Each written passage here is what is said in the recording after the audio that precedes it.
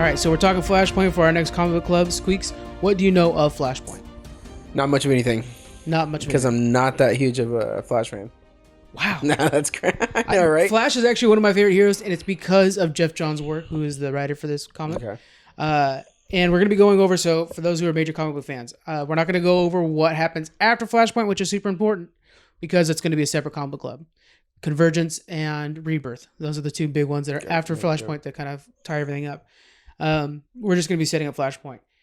This was a 2011 comic. It was written by Jeff Johns and penciled by Andy Kubert. Jeff Johns, of course, is amazing, and he did Doomsday Clock, which is the current thing, Blackest Night, which is what I hope you read next, and then Justice Society of America. His Justice Society of America run made me like Justice Society and how cool it is. So it's just amazing. So he's really cool.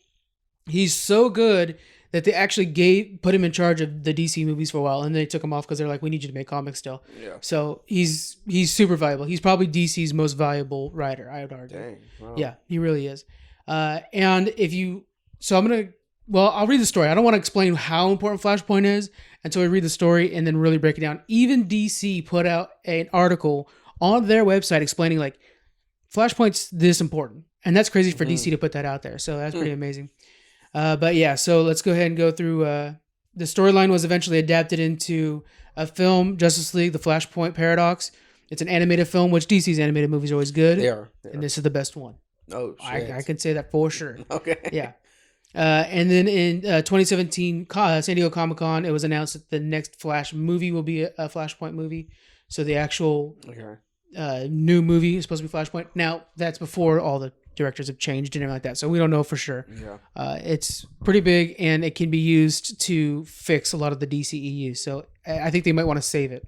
Okay. I was just going to bring that up because you're saying with the directors and everything, if they get someone new and they do Flashpoint, it could be all new in a way, right? This could bring in the new era of DC. Yeah. This could make them Marvel if they want. Fresh start, no problems where we always hear about directors being fired or... Yeah, this needs to be... all these... I would honestly give it to I forget her name, the one that's doing Wonder Woman. I think she has the ability to bring out the emotions that would be needed for this, because there's some parts that are like, okay, I'm not going to cry. Yeah.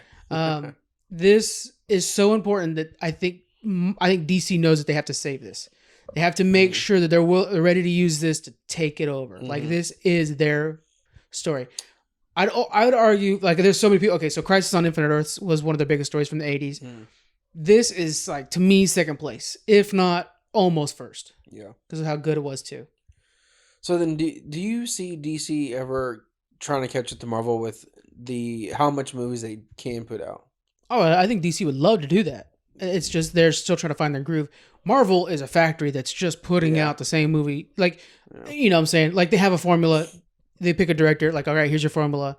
You get to choose what color the cape is, but that's essentially it. Honestly, yeah, because what we just someone just walked away from a movie, correct?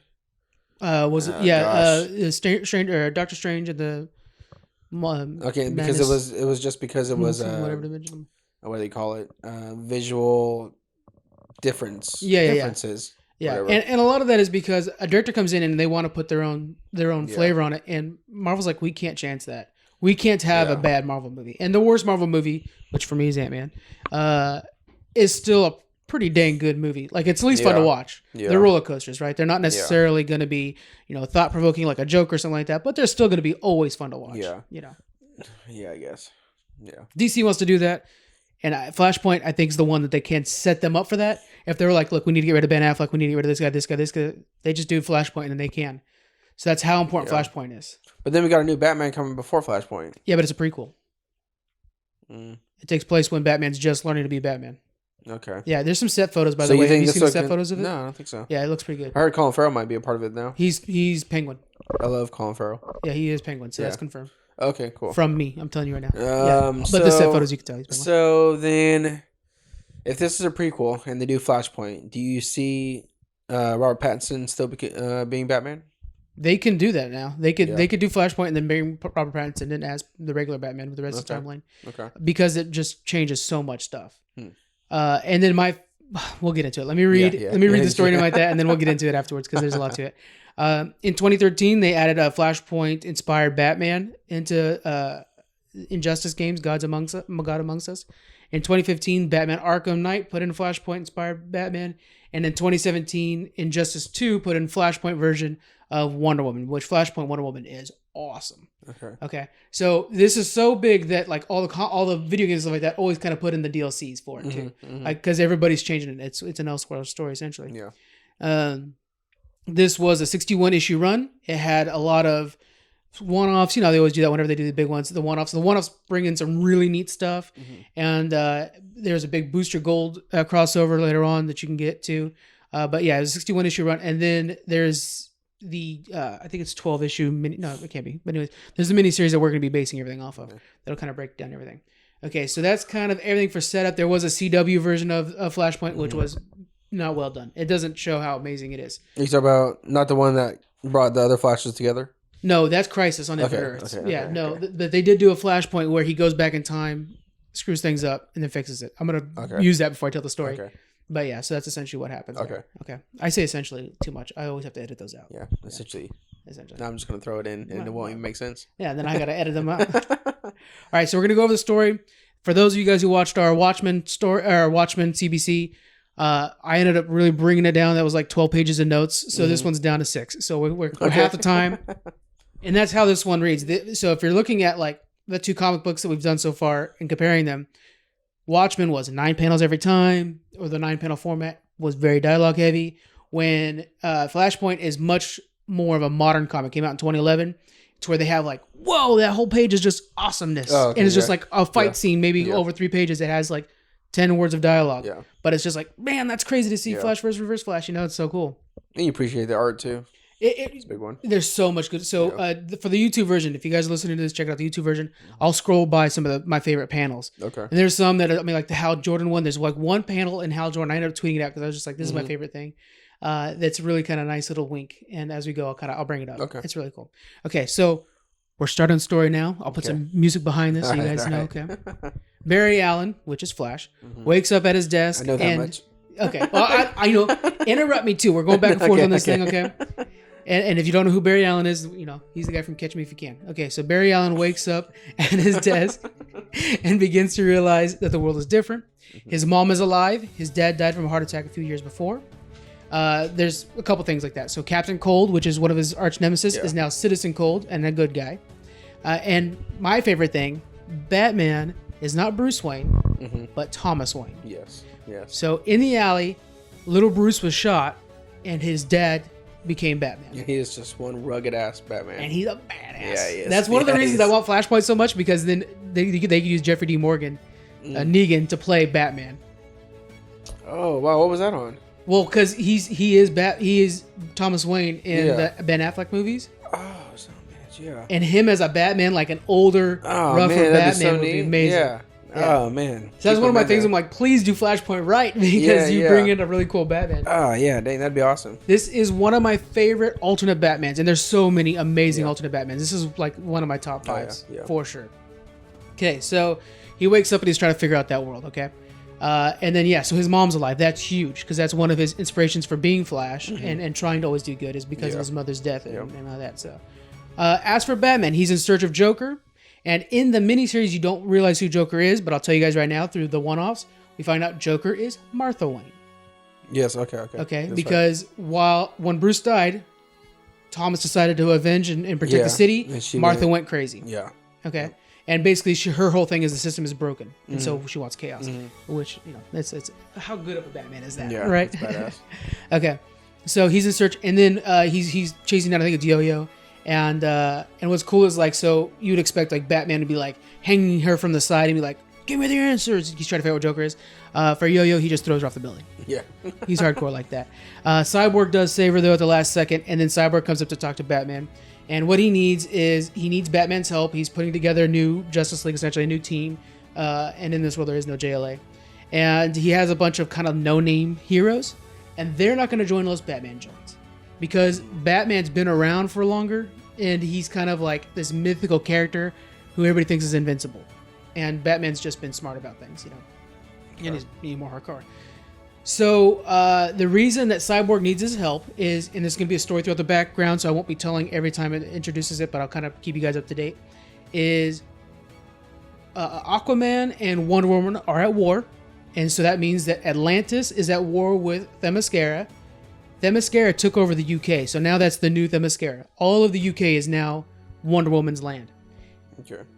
To retaliate, it's so crazy, Atlantis sunk Western Europe, except for UK. So now France, Portugal, Spain, all gone. They're all underwater and killing millions upon millions upon millions. I actually think I've seen this animated movie now. You probably have, because it's so good. Because everything you're saying is like, yeah, I know this. But I didn't even read the comic. Yeah. Okay. The movie is very close. They changed like maybe 3 things in the movie. So it's really close. Okay. There's a betrayal and stuff like that they change. But yeah, it's really good. Okay, so he needs their help. They're going to try to bring the fight over to them and stop this war before they tear the planet. Mm-hmm. Batman says, no, this is foolish. You guys won't be able to do it. The crew that he's got are all kind of young idiots. Billy Batson's in there, but he's like the only really good hero of all of them. But essentially, you guys aren't going to do any good. So he says no. Barry goes to, now we're back with Barry. Barry goes to Wayne Manor and finds Batman.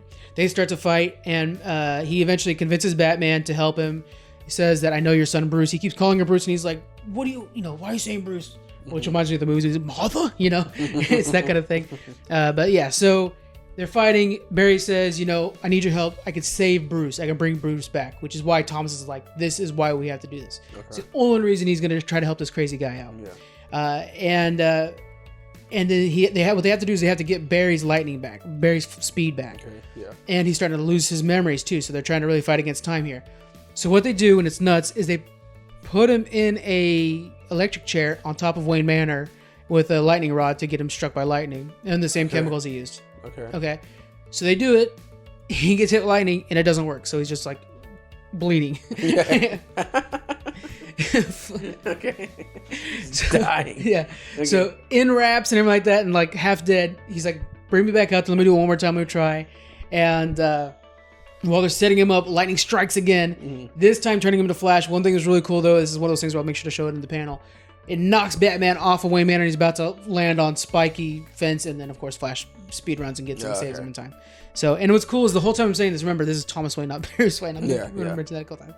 Okay, and then they go to find Cyborg, and they're like, okay, we're gonna join you. We're gonna set this up, but it's our team, not your team. We're gonna get the right people. Who we need now is Superman. Okay, and they're like, I've never heard of Superman. Nobody's heard of Superman.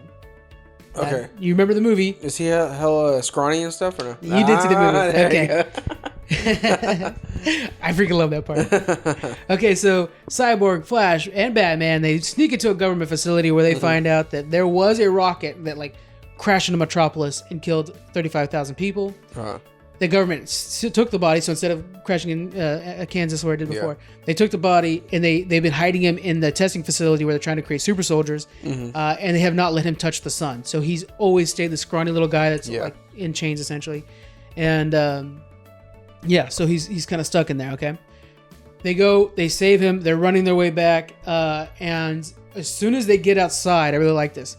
He's like in wonderment of the sun when Superman sees it. He turns around, just nukes some guy with his laser eyes because it's like involuntary. And then he just flies off. Yeah. He's like, okay, bye. The rest of the guys are there and they're fighting off the U.S. agents, which are all kind of a little bit more powerful because they've been tested on with the Superman stuff. And all their badges have like Superman logo on there because it's like now a division of the military. Okay. Is Superman. And then Elemental Woman comes in and she helps save them and they're able to escape. In the background during this whole thing, this is one of those moments I wanted to make sure to bring up about the background stuff. The U.S. decide to intervene. Cyborg's attempts, they trusted Cyborg to get the group together, didn't work out. So now they're going to send in bombers and try to bomb the two militaries that are fighting against each other and settle this thing. Okay. One of their fighter pilots is Hal Jordan. Son of a bitch. Yeah. And one of my favorite panels is Hal Jordan's getting into his plane up there. He's one of the best. And he's like, oh, we've got these new bombs. They're called the Green Arrows. This is from Queen Industry. Ooh. I was like, oh, God. That's too cool. So Hal Jordan's, he's one of these fighters that are going to go over there. And we'll break down all the characters and how they're different at the end, but it's pretty neat. Okay. And then I'll kind of fast forward a little bit. When they're over there, when they're flying over there, they end up getting all taken out by invisible planes, which is the Amazonians. Okay. and Wonder Woman. So, including Hal Jordan. Hal Jordan is the one confirmed casualty. Yeah, I know. Sucks. The other Green Lantern is still around, though. He's actually part of the team, too. So the Green Lantern that gave Hal his ring. I'm actually wearing a Green Lantern shirt. Are you? My sweater, yeah. The Green Lantern that gave Green Lantern his ring, that one's still alive. He's trying to help out. Okay. To hold off Flash from losing his memories, Batman takes Flash to the Shazam family, which is right now the Captain Thunder. It's not Shazam, it's Captain Thunder. Okay. Yeah, that's pretty cool. And then Billy helps him out. And then while they're helping him, they find out that the U.S. fighters are down. Is Billy the same type of person? They actually are pretty close to the same. Yeah, they really are. It's the Marvel family. It's the Shazam family. So all the kids are part of it. Okay. And then so Cyborg so they see that this happens. Cyborg sees through satellites that Atlantis is setting a huge tidal wave to try to take out the UK and wipe it off the map. Flash decides he needs to help these people no matter what. So his whole thing, like Batman's saying, like, just change history. We're fine. You don't have to worry about us. Change history. And Flash is like, no, these people are still dying while we're doing this. If I fail, it's still going to be a planet full of dead people, And so after some convincing, Batman joins. And that was the linchpin. Once they got Batman to join, then they can get everybody else to join, right? Okay. So now we're at the big fight. Okay, this is all in UK, where the two armies are colliding. Flash and crew jump into the fight as Aquaman and Wonder Woman are head-on fighting one-on-one. This is the point where we learn why they're at war. So in this storyline, Aquaman and Wonder Woman were sleeping together and cheating on his wife, Mira. Okay? And Mira caught them in the act. Yeah. Wonder Woman killed Mira, beheading her, taking her head off. And then, of course, that's why Aquaman's at war with her.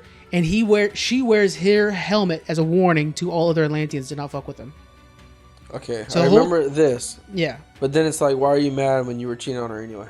Yeah, but it's this whole thing where, and she's trying to say, in the comic book they make it pretty clear, because she says, you were never really in love with me, you were just sleeping with me. You were in love with Mira, it's the reason you're at war with me. And I love the fact that this is why that Wonder Woman DLC is cool, is because she has Atlantean armor on the whole time, which is Mira's armor. Yeah. So it's pretty cool. Oh, damn. Yeah. Mira's hot, dude.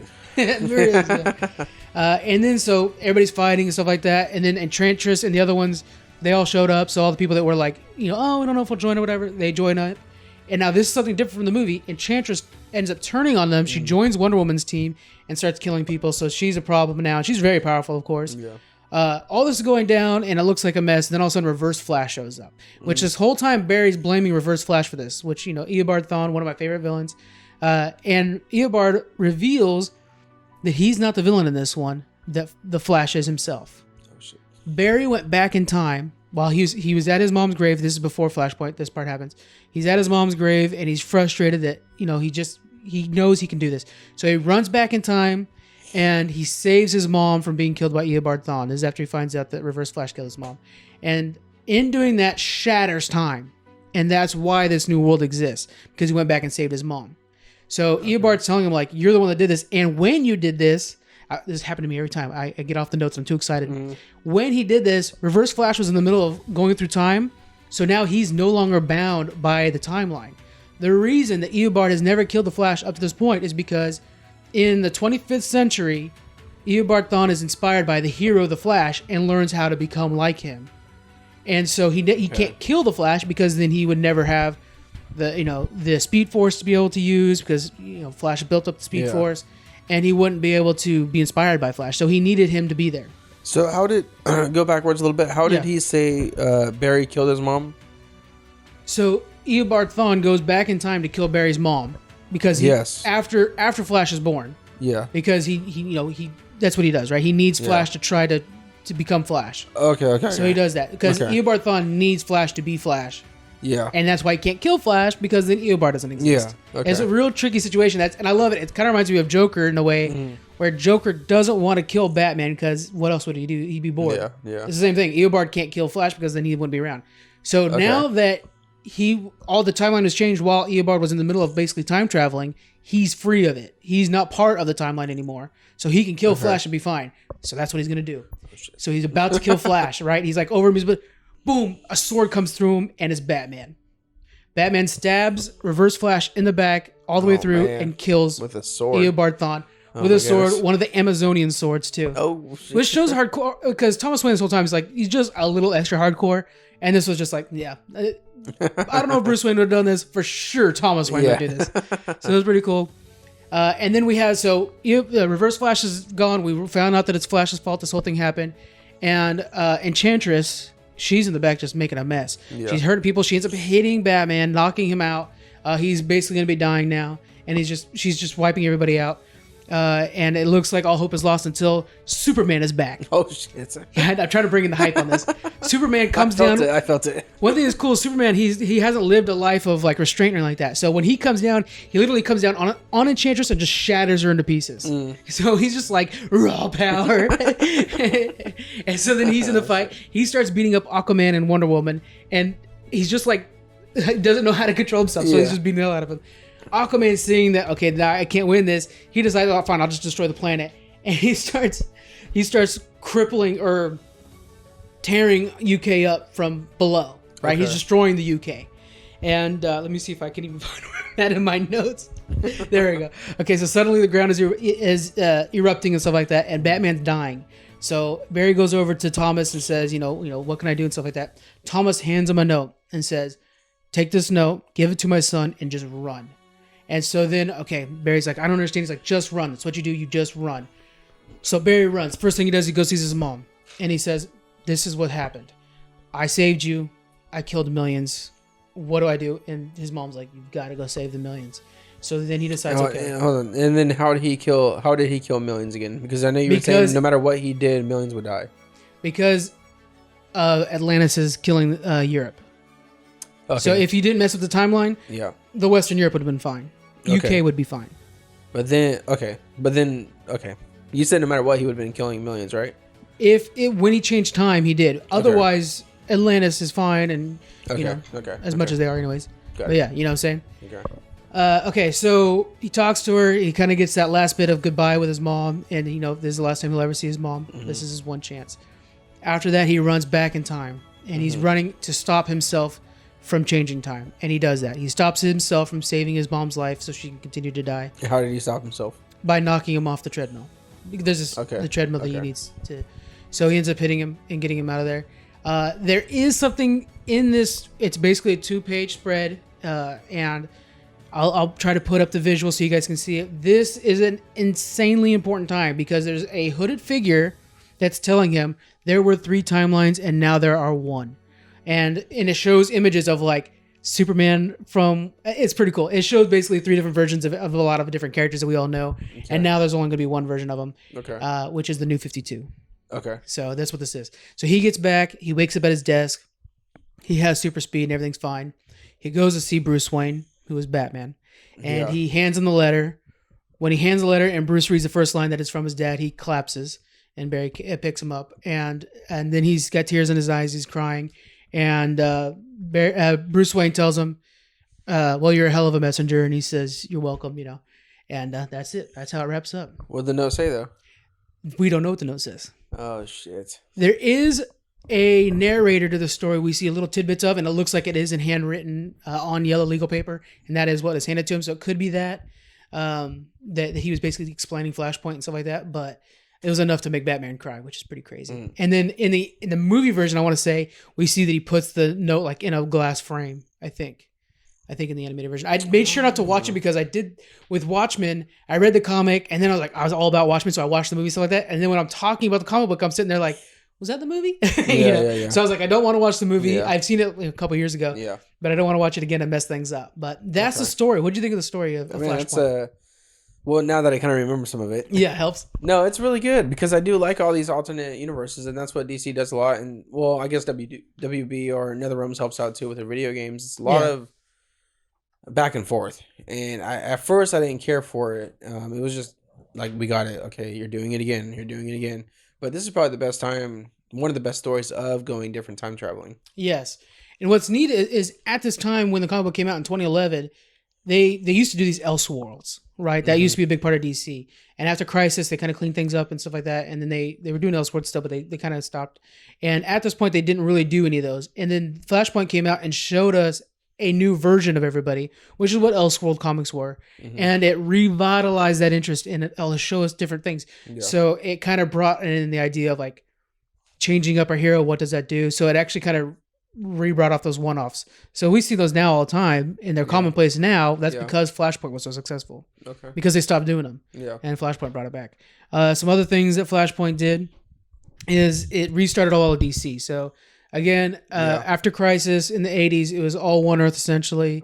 And then they were like, look, we need to clean things up. And they did Flashpoint, which led into the New 52, which eventually becomes Rebirth. Yep. So currently, the current DC Comics, if you go read DC Comics right now, it's in this continuity. It's after Flash did this. And I know there's a whole Doomsday and Watchmen. So what about 52, though? New 52 is from this. Okay. All right, got it. Yeah. Got it. And then there's a thing called Convergence, and then there's a thing called... and then there's Rebirth. And then there's, and now there's Doomsday Clock. All those feed into it, which we'll eventually cover all those too. This is the first one you have to cover, though. Okay. And then, again, brought back Elseworlds. Let's see what else is there. It made Flash one of the most powerful DC characters because he has a unique ability of being able to change the multiverse without being affected by it. That's what this did to him. When he came back, he had the memories of the past world because when he was in the new world, he kept forgetting about his normal world. And then when he came back to the normal world, he still remembered vividly everything he had with his mom. So he remembered his mom coming to his 16th birthday. He remembered his mom, welcoming him at his graduation, stuff like that. Things that he wouldn't have gotten before. Batman tells him, Bruce tells him, like, well, that's a gift from the multiverse. That was for your sacrifice. But, it's just something that was kind of cool. That makes him insanely powerful. That means he can change the multiverse and remember it. That makes him very powerful. So let's go over the characters real quick. So Flash, of course, we saw him go back, reverse. Flash, Batman was Thomas Wayne. That was unique. He was much more hardcore. He has a red bat on his thing, and he has red eyes and a red utility belt. Cyborg's different because he's now almost like a military agent. It reminds me so much of how War Machine's different than Iron Man because he's bulkier. He has like more metal on him. And I really like this comic to show off Cyborg's leadership roles because you saw him. He was our last hope, really. If Batman didn't join the team, he was our last hope. So if you're a Cyborg fan, there's no better story. If you're a Batman fan, I think this is one of the best too. Wonder Woman, we got to see what it's like when she's on full-on war. She does wear Atlantean armor the whole time, and she was in love with Aquaman the whole time. Aquaman, of course, we see him in full war and working with his brother, which that's not always the case. But he was fully the leader, co-leader at least, of Atlantis at this time. So that was something that's unique. Green Lantern wasn't Green Lantern. Hal Jordan was just a pilot, and he was an experimental pilot, and same old thing. Joker is Martha Wayne. That was unique in the fact that, it's freaking awesome. You guys go check that out. And then Superman, was unseen by the sun, so he was weak and frail. Was pretty neat. This is a big story. This is what makes DC that we know today. Jeff Johns' career was off of this in JSA. I mean, it's pretty huge. It's a pretty good storyline. So I have where do I have the book at? Over here. This is the one we used for our report. You guys check that out. This is the reprint, the miniseries. And again, there are a bunch of one-offs. They're all amazing. But this is the one right here. It's kind of gives you the whole story. It's got some awesome visuals that you guys have already seen. This is right here, the second time you get struck by lightning. That's pretty cool. But so we'll have all those on the YouTube channel. We hope you guys enjoy those. Anything else you want to get out there by Flashpoint? No. Okay. I think, actually, okay. So Blackest Night. Yeah. Also, Jeff Johns is affected because of Flashpoint. I think Blackest Night came out before Flashpoint. Okay. I'm not positive. Okay. I'm not sure. I'm trying to think of anything. Okay. Flashpoint, 52, Rebirth. Anything before that is not effective anymore? Not in continuity. Okay. Okay. Part of Rebirth is bringing back some of that stuff. Okay. Yeah. So it is. I'm sorry. I misspoke on that. Yeah, it is still there. It just depends. Some things come back, some things don't. Okay. Yeah. So it's kind of a tricky one. Got it. Okay. Trying to get place because I was reading a lot of I was reading a lot at first, and I was like, "This is too much for me." So then I broke it down to, I think I was reading just Wonder Woman and Green Lantern, and then I kind of just lost track in life. So I need to pick it back up. If you were to start brand new, say you're like, I want to get into DC, I want to be all DC and stuff like that. DC themselves tell you to start with Flashpoint. They say that Flashpoint's when they're restarting everything.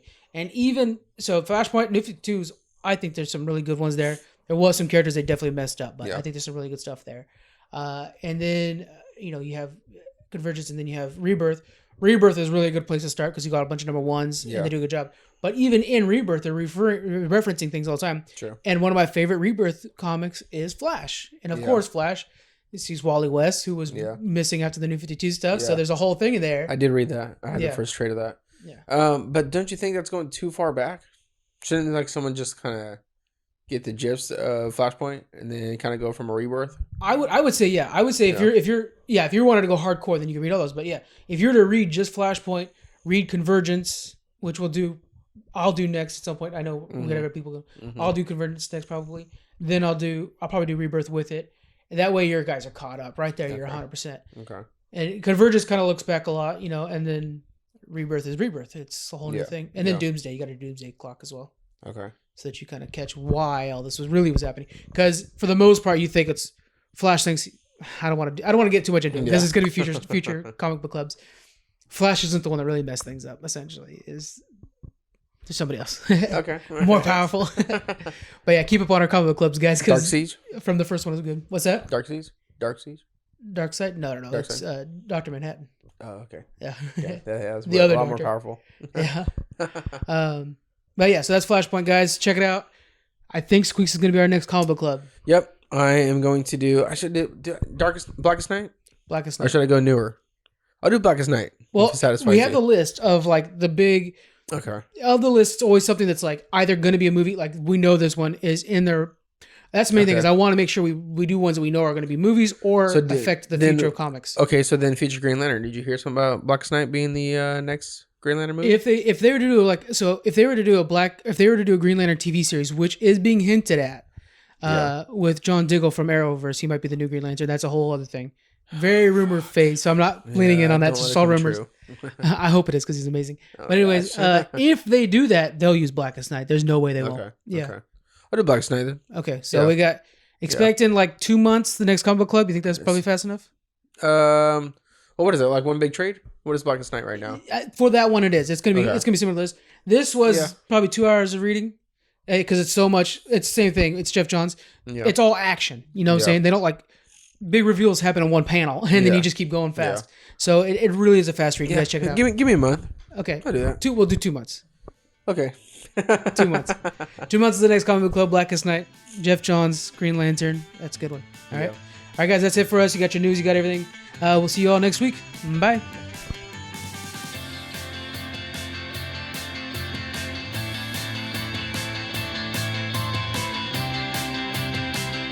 Thank you for joining us on the Geek Freaks podcast. You can find us on Twitter at Geek Freaks Pod. We're also on Facebook, Instagram. You can email us. We have our Patreon and a store. All those links are in the description.